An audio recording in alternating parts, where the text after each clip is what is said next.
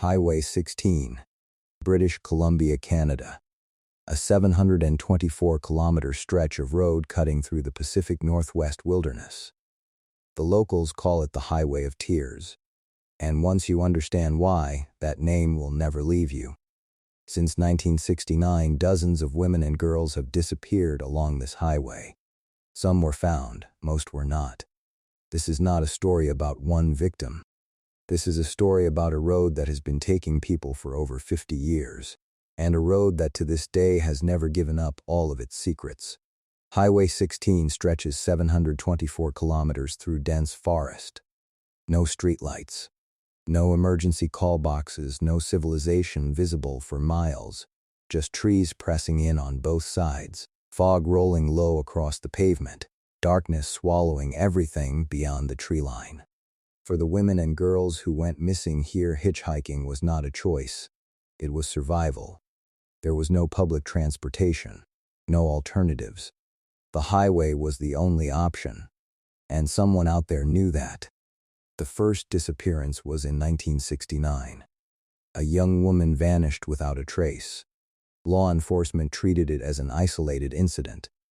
Then it happened again, and again, and again.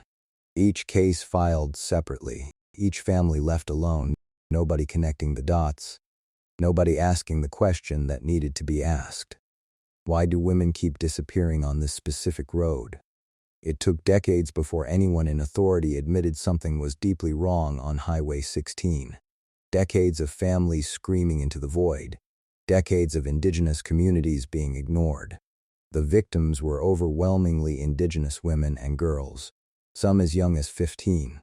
They had names, they had families, they had people who loved them.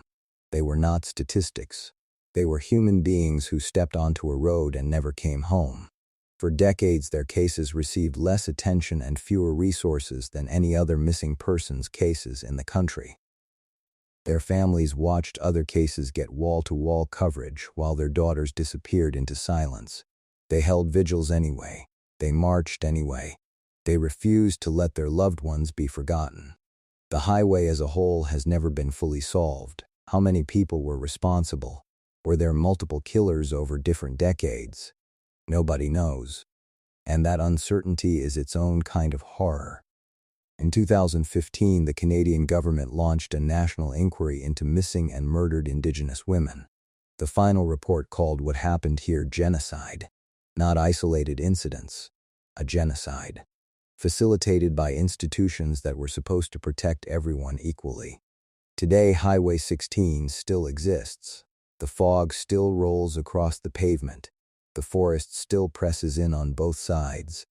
The road still stretches toward a horizon that never ends. Somewhere along those 724 kilometers, the full truth is still out there. In the trees. In the darkness. Waiting. The Highway of Tears is not a closed chapter. It is not a solved mystery. It is a road that is still out there tonight. Dark. Long.